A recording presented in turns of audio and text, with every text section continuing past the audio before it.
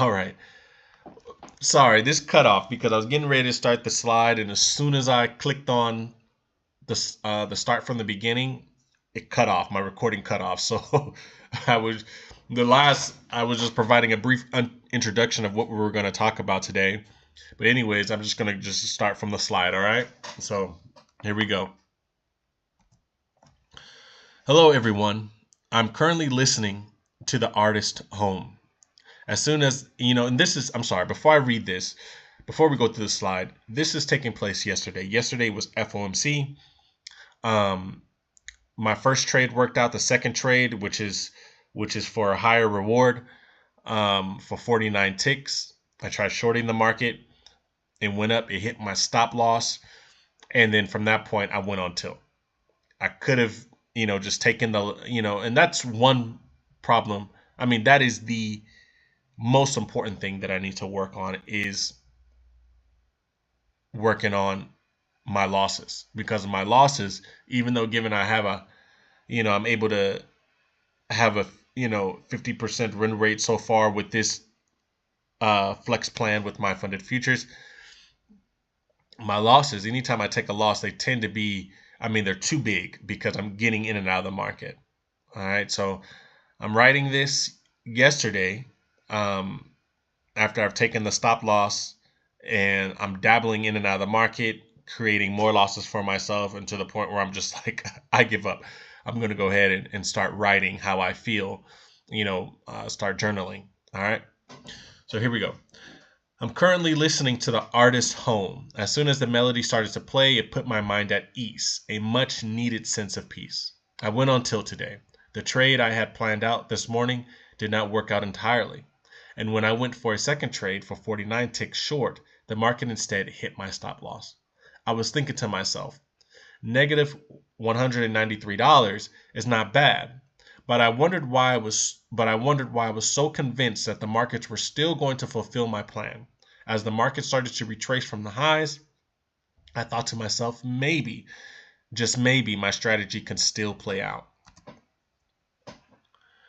I think I'm missing something here. I need to work on my stop loss discipline. I do have one in place, but I honestly can't say that I've ever honored it. It is hard for me to sit out of the market after a loss. Tomorrow, which is today, I will try to incorporate a tool available to Tradeovate clients, a daily loss limit.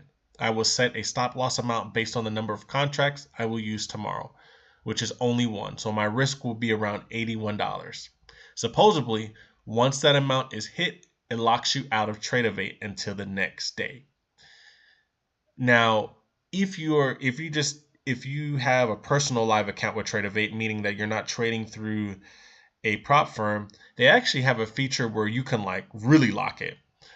Which once you've toggled the option on, to permanently set that daily loss limit, it'll lock you out until 6 p.m. Eastern time. But in the prop firm, you can still set a daily loss limit, but it's not permanent. It's not going to lock you out until 6 p.m. So you still have the tendency, or you still can be tempted to disable or change the value and still trade. But I'm still going to try it out today because anything can help. Like, for me to say it, honor my stop loss, I'm not going to trade when it hits my stop loss, is not good enough for me. I need a mechanical approach. I need, for the fucking computer to, the battery to pop out of the computer, whatever. And this is the funny thing, right? I remember, because I was having these issues before this, and I tried to, using ChatGPT, I tried to script something, trying to come up with a script to lock my computer. I was just dabbling, and I wind up creating this script that, I literally locked myself out of my computer. I didn't know what I did, what script I enacted, and it locked me out of my entire computer, screwed up everything. It was crazy. I said, that's too dangerous, because I don't have, coding, any coding knowledge. So I'm using ChatGPT to help me create a script, and Oh man, once I activated that thing, it was dangerous. I said, I'm not going to do that again because, applying it to my entire system, can cause all types of risk. All right. So, but Tradeovate actually has something built in with its platform that seems very straightforward and easy to use. And I'm going to try that today. Anyways, going back to my story, I got back into the market and compounded my losses, losing negative $487. That's what I thought I lost. It was actually negative 333. Anyways, it's way too much. Remember, my original loss was negative 193. I compounded that. All right. I hang my head as I write this, but I am literally puzzled because I do not know how to solve my stop loss problem. So I hope the Tradeovate risk management tool works. And should I update my rules to include FOMC days as no trade days? When I look back at the last two FOMC days, the charts were not great. Even though the trade may still work out for my first execution, I should avoid the second execution. To make myself feel a little better, I do have to remind myself that the negative 16 over 65 tick TP stop loss did work rather quickly. It was the negative 49 over 65 tick TP stop loss that did not go my way. The latter being exposed to more market turbulence than the first and being more risky and subject to anything. We are still ahead of the FOMC. And that second execution came a hair from my TP. But FOMC could have played into it. I don't know where where such volatility came from. I really don't know because I followed my steps, and the only thing that stands out is that it's FOMC. Like I said, I used to just trade based on my first execution, just looking at taking 16 ticks, 16 ticks, 16 ticks. And so, but going for the longer TP on the second execution, like I said, it came a hair close to it, and then it just retraced and went higher. And I'm just gonna say FOMC, like on FOMC days, holidays, where the market is open half day or whatever, just don't bother. To try to execute on the second trade. We are still ahead of the FOMC, but I do not want to continue in this emotional state and lose the little drawdown I have, which is only $131. Now it's $115. It is hard to think about, let alone try to make it back during the FOMC, as if I were guaranteed to be on the right side of the market. It is better that I do all I can to sit out. We have plenty of time to pass this evaluation. Let's not compound the situation further today. Now, every time I make the situation worse, it's also reducing the time that I have to pass the evaluation because I therefore need to make back even more money. So which I didn't do. I wind up getting back into the market. When it was FOMC, I'm trying to see what's going on. I'm listening to the live host. I'm listening to Trade Brigade. I'm trying to figure out any type of edge I can come up with. Anything free.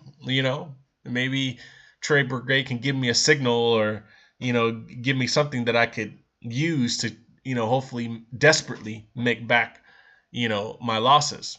But it didn't work out at all. So that is something that you have to understand, that all this stuff, all this live streaming hosts and all this information that we're bombarded with throughout the day, stick to your strategy. Have a strategy, create a strategy, stick to that. Only use all this other things. Kathy Lean from BK Traders touched on it. All this, whether it's Boris with BK Traders, whether it's Trade Brigade, whether it's Matt with Trade Brigade, whether it's Benzinga, whether it's fucking, excuse my language, whether it's Ninja Trader, they also host a live host. Like, there's so many live hosting stuff going on. It's all entertainment at the end of the day. All of it is just entertainment. You cannot think of these live channels as like, oh, I'm going to try to, this is going to be the way that I can become profitable. Like, you could probably learn some things, but just think of it as entertainment. Like, you really got to You really got to go back, watch videos, um, read material, read whatever you can to kind of, develop to create an edge. Like being on live stream to me is just entertainment. Um, anyways, sorry to digress. Uh, we have to learn how to acknowledge our problems and come up with the solutions to help fix them. Without acknowledging them, we can never get better. At the beginning of this letter, I talked about how vulnerable I am to going on till. Who else has been desperately waiting to pass an evaluation? Who else has bills to pay or wants to finally prove to their significant other that this can be a means of income? Who wants to prove to the naysayers, I don't know if that's right, the naysayers out there who say you are just foolish and should just get a job already. Look at this man, which is me, nearly 40 years old with 2 kids, living off, I'm not married, but living off my significant other. And it's true. My significant other is a nurse and she's working double shifts in the morning, at night, alternating shifts, every week.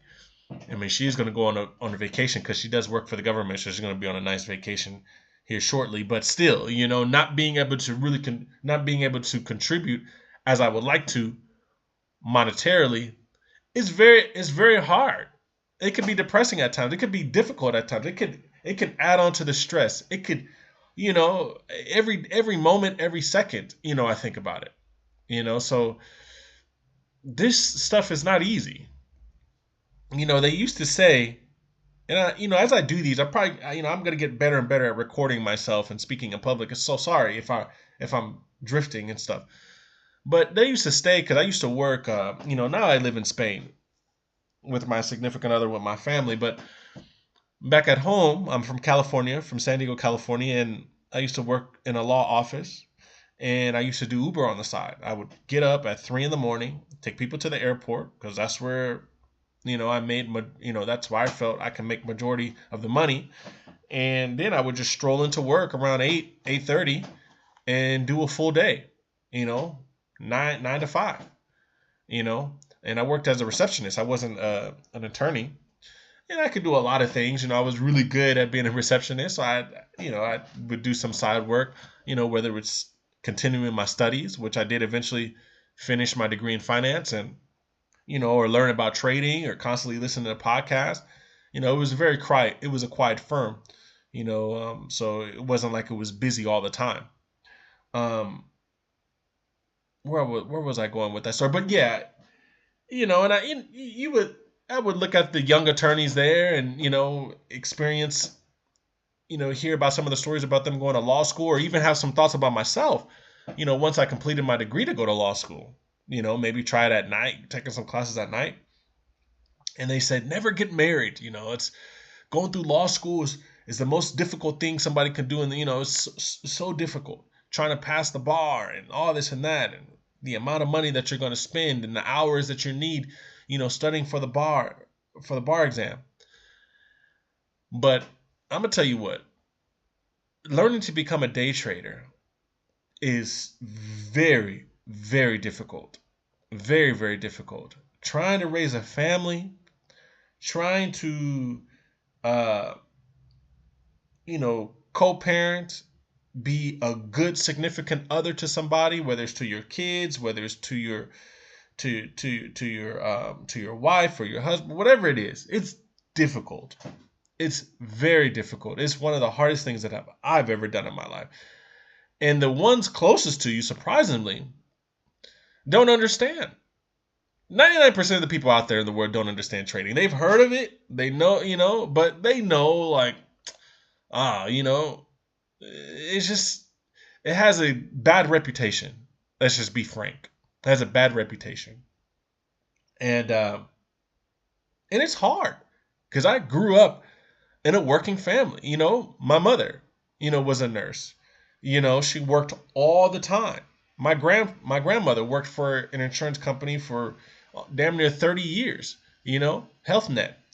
Um, my well, except for my father, he did like handyman services and stuff like that. Worked in a warehouse at one time, and then later tried to do his own business.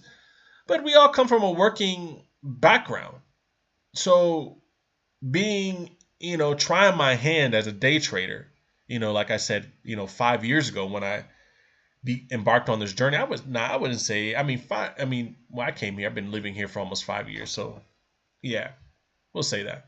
When I embarked on this journey of becoming a day trader and pretty much just sitting at home after I would take the kids to school and like learning and pouring all my energy and time, during the day, during the night, overnight, not sleeping, staying up, to the middle of the night, learning and learning and learning, trying to teach myself, trying to figure this all out, and not not earning an income from it, not making any money.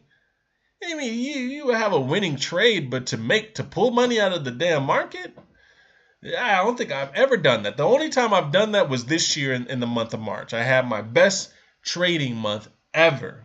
I think I made like I think I grossed around, I think I made like $6,000. Took out about like 2,000, and went crazy.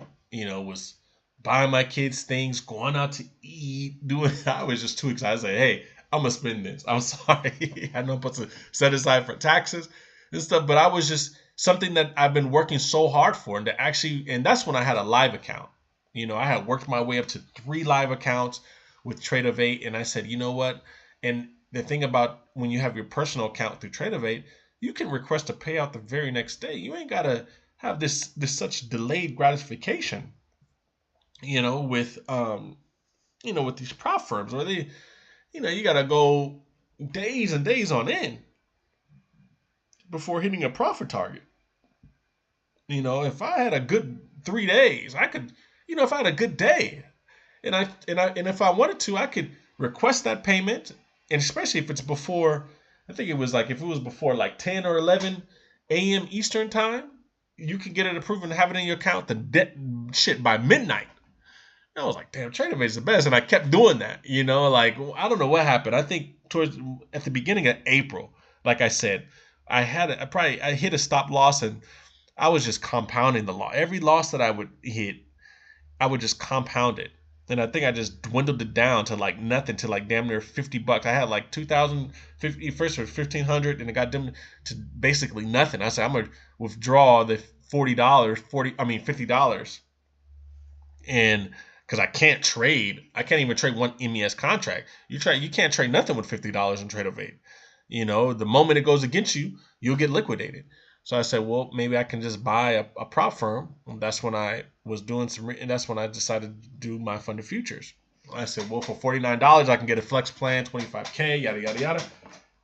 And we are here where we are today. And I hope my desire is to get back, to have that money to fund my personal accounts, guys. Luckily, hopefully, well, we don't know. Tomorrow, I lose access to, because I have absolutely $0 in those 3 accounts. So tomorrow I lose access to the market replay, the live simulation. I lose access to all that, and hopefully I don't lose my accounts, because I had to earn at least 1,000 to open a sub account, and so every time I would like have enough, I would just like reach $1,000, I would open a sub account, and I ended up having like 3. I ended up having my main account and then 2 sub accounts, and I would just run the same strategy at the same time, but on all 3 accounts, which is like tripling the profit, And then I just started, once I hit the stop loss and went on tilt, I just started withdrawing until I had nothing. But yeah, so I have a deep problem that I need to work with, and it's just accepting my stop loss. Let's continue. I'm sorry. Sometimes I even think about my children's future, and I feel I would not want them to become traders like myself. I would prefer they become doctors or study informatics. To really have a skill of use, trading helped me create something for myself, and honestly, I tried to become a doctor when I was younger. It is not easy. You need just as much focus and attention as you do in trading. Find something that you like to do and that you can hopefully make a living from. I'm sure there are a million different paths, and one of them has to appeal to you, because you will go through rough patches and have very difficult moments. I look forward to the day I can look back and say to myself, I wouldn't change a thing if I had to do it all over again. And one day, forget the difficult moments. Anyways, let's look at a snapshot of my monthly calendar and see what I struggle with. All right, so this is my funded futures performance. So far, like I said, I think I got this account probably April 16th. And as you can see, boom. It's only when I get that loss, when I have these loss, I compound it. Like I'm just like, nah, this has to go in my direction. I gotta make this back. And this was before I found because on the 24th, as you can see, the negative $786, I did a lot of research on the weekend. And I was just like, you know what? Let me go back. Let me do some more research, because every time I hit a stop loss, I know it's something major. So let me and I wind up coming up with a way to reduce, because at first I was just going 16 ticks over 65 tick stop loss. So what happened is that if it hits my stop loss, to me personally, it's a big chunk of money. And it would take me like 4 or 5 trades, to make it back. And so I was like, damn, just imagine you, like, for example, like Monday, Tuesday, Wednesday, Thursday, like 16 ticks, 16 ticks, 16 ticks, 16 ticks. And then on Friday, you hit a negative 65 tick stop loss. That like pretty much wipes away all the progress. So me mentally, I couldn't just let that stand. I'm like, I gotta go back in. Let me try. Maybe there's still some hope. I start looking at other things in my chart that I know I shouldn't be looking at, that has no edge. And I start trying to make an educated guess. I start trying to justify things to get back into the market. And it just compounds. And that's when I get these exorbitant losses. Yesterday on the 29th was FOMC. Like I said, the first trade worked out. That was only 16 ticks, but immediately I got into for the second trade, hit my stop loss. Like I said, that original stop loss would have been negative $193. Do I like it? Does anybody like hitting a stop loss? No, nobody likes it. But it's inevitable. I realize that it's inevitable. No matter how hard I try to back test, no matter how hard I try to do markets and to do market replays, and no matter how hard I try to dot my I's and cross my T's, a loss is inevitable. A loss is going to happen. Now, on average, I typically have maybe 3 to 4 losses a month. On average. No matter how hard I try to fucking be 100%. Roughly have 3 to 4 losses a month. Now, the shocker, right? So you've looked at this, you see this, you see how it is. The shocker, right, is I have an overall, let me just share this. I have an overall win rate of 55.26%. This is with my funded future. However, my profit factor is currently 0.86, meaning that while I win more than half of my trades, my losing trades cost me more than my winning trades generate. And I can tell you, this is a hard fact. Even though I win a lot, my losses are way too big. The single most important thing I need to work on is controlling my average loss. You want to know the crazy thing? Now, this is the crazy stuff. This happened to me before, and it blew my mind. But this is the second time. So hopefully this second time it could stick. Maybe I should get a tattoo of what I'm about to share with you. I asked Gemini, what if I had cut every loss I had by half? Remember, going back to that calendar, I had 3 losses, right? What if I had cut every loss by half? Meaning, what if I just accepted my stop loss? The takeaway was that I would have had a profitable month generating over $1,200, which is only $300 away from the par for target. And if it was my personal account, I would be up $1,200. My performance, without needing to increase my win rate, or change my take profit targets, would have changed dramatically, would have changed my performance dramatically. This is the second time I've come to this realization. I've tried other platforms such as GoFunded Traders that provide statistics, and I've reached the same conclusion. If I want to make this industry work for me, I must accept my stop loss and move on. Loss is inevitable. No matter how hard I try to be perfect, a loss will happen. I just need to accept it. All right? It's not saying if I didn't have any losses at all, I would be up 1,200. It's saying if I had cut my losses in half, if I had just accepted my stop loss as is and not freaked out that, oh, I have to make up for, 3 or 4, 5 days. I got to make up for a week, or, oh, having this temptation to make back my losses rather than just accept the loss.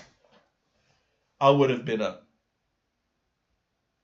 I would have been at damn near, today would have been the day where I'd be like, you know what? I only need $300. Or the next 2 days, I believe I can do it. Maybe today and tomorrow, I could have passed this challenge. If I just accepted my stop loss as it is, guys. That right there is something that I need to ingrain in myself. Just accept it. Just accept your stop loss. Just accept it. You will be successful, Shantae, if you accept your stop loss. Don't worry.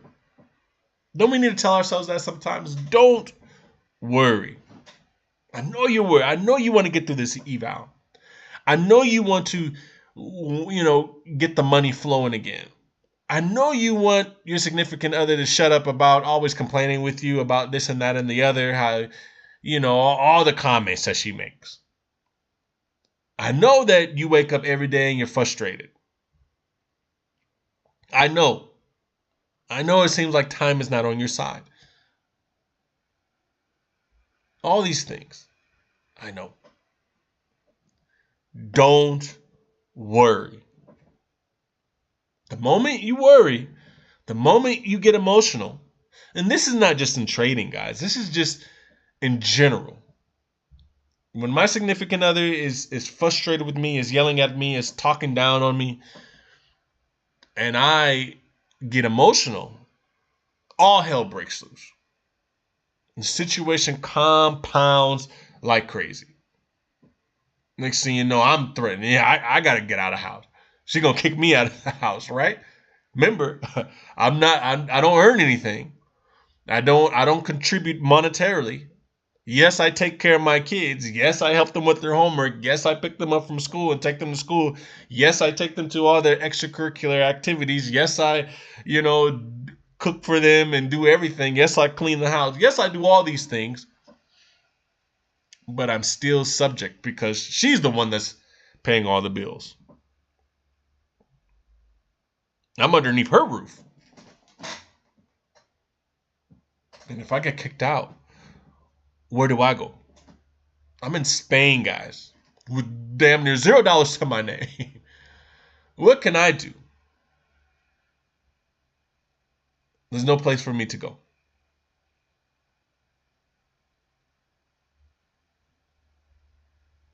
And if I just accepted the humiliation, if I could just accept anything anybody has to say to me, I don't know why I've been so afraid to share my story, because nobody has said the more crazy shit to me than my significant other.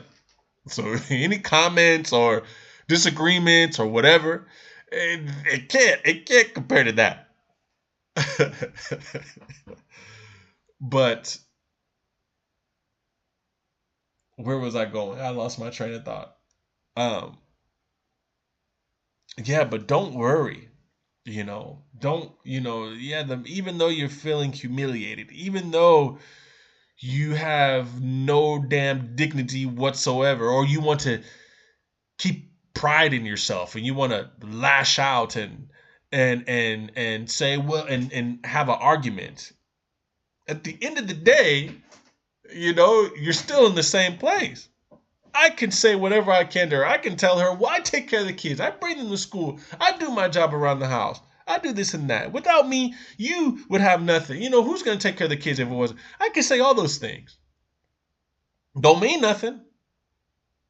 Don't mean nothing. And at the end of the day, I don't blame. I don't blame her. How would I be if the table was, what they call it, if the shoes are put on the other foot, and my significant other wasn't making any money, but she had this desire to trade? I'd probably be worse. I'm just being honest to myself. I would probably be worse. You gotta go. You gotta leave. 50, you're not doing nothing. What's this? I see you on every day. You don't make no money. Especially if you go to work. You're the one doing the 9 to 5. You got to deal with coworkers. You got to deal with patients. You got to deal with all this stuff. And then you're stressed out just from working. And then you come home and your significant other's just on the computer all the time. Talking about one day he or she's going to make some money. Where is it? Now, March, it was a different story. I ain't going to lie. I was fucking, as soon as I got that money, I was like, hey, let's go. I was giving some money, putting some money in the kids' account. I was giving some money to her. I was buying everything, the groceries, everything. I was just like, I got it. I thought I hit that point, that turning point. I said, here we go. It's down here from here. Boom, hit a loss. I thought I was perfect. Hit a loss. This can't be. I've been consistent all this time. It's got to go my way. Can't be. I don't know how to. I just don't. I don't even know how to step out of the market. It can't be. But went on tilt. Boom. I said, oh man. Start withdrawing some money out of the broker. I'm gonna take this. Start taking a little bit more money each and every day. But I wasn't really growing it. I wasn't growing it. So April has been a horrible month for me. But going back to what I was saying, don't worry. You gotta withstand the humiliation. You gotta withstand your dignity being stepped on. I'm sorry. Especially as a day trader. You gotta accept the fact that everybody's gonna say to you that this fool is just foolish. You got to. I'm sorry. You ain't a doctor. You ain't a lawyer. You're not an engineer. I'm sorry. You chose trading. You chose trading. And there's so much talk about trading. Everybody talks up a game. Everybody shows their dream board, their vision board, with the Lamborghini and the Bugatti and the house and the vacations and the penthouse and the whatever it may be, and the vacations and the boats. Everybody shows their vision boards. But it's hard. It's hard to make a sustainable career out of this. It's hard. Took me 5 years to develop my edge. Thank God I have an edge. I really do feel like I have a very systematic approach. I just need to accept my stop loss.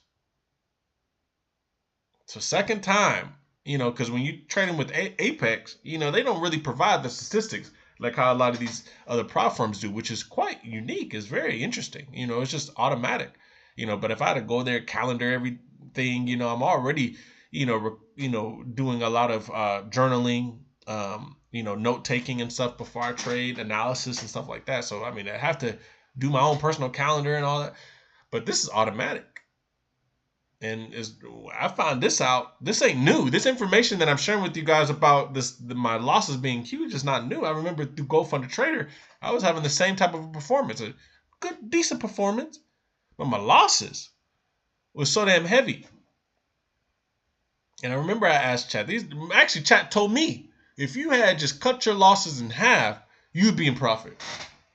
I said, what? Tell me I would have passed this damn phase by now? You would have passed it. Had you just cut it, just cut your losses in half. Got it ingrained in myself. I got it ingrained in myself. I hope that this right here and sharing it with the public could help. I hope the tools in Tradeovate can help me as well. To the point where it becomes a norm where later I don't got to use the tools. That's the thing. It's like when you're bowling, I love to go bowling. That was another thing I was doing all of last month. I was doing a lot of fucking bowling. I was just bowling, beer, arcade games with my kids. We were having a blast, man. March was fucking fantastic. Not like I was making a lot of money too. Like I said, I think I pocketed like 2,200 or something like that. I don't know. And but that money, we was doing a lot of things, taking my kids bowling. And when it was his turn, it was unique with this bowling alley because when it was my turn, the bumpers would go down. When it was his turn, the bumpers would come up. It was quite cool. And sometimes you need those bumpers. The tools, the wrist settings, the tools, they're like the bumpers to me, And to the point where you get good enough, where you get used to like, okay, when it's a stop loss, I know. When it becomes ingrained, you don't need those tools anymore. I need bumpers. I need something mechanical because just talking about it and saying to myself, okay, I just need to accept my stop loss. That doesn't work for me. I need something hard. I need something like something something that could help me be like, that's it. That's it. I'm sorry. Anyways, I just kept blabbing, huh? Well, anyways, I hope that as I continue to share, that I begin to feel more comfortable speaking freely. That things can just roll off my tongue as if I'm like having a conversation with someone sitting right next to me. Recording things and stuff like that. I'm always self-conscious about how I speak or what I talk about, having things structured, but hopefully I get more comfortable and I could just, as if I'm having a conversation with you guys sitting right next to me, but yeah, I just hope that today is a good day. Like I said, I don't have much in drawdown. So today actually could be, the thing is that when I, this prop firm challenge expires in May 16th. So I don't really have too much of a breathing room to try to make up, to try to earn 2,000. What was the number? Something ridiculous. 2,000 and something, around $2,300.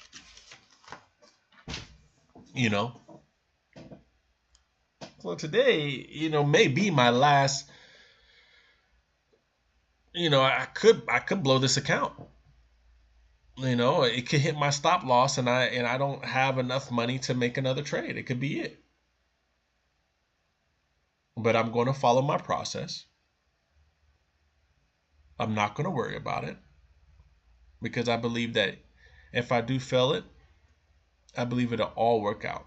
I'll come up with money some way, and I'll be able to purchase another plan and try again.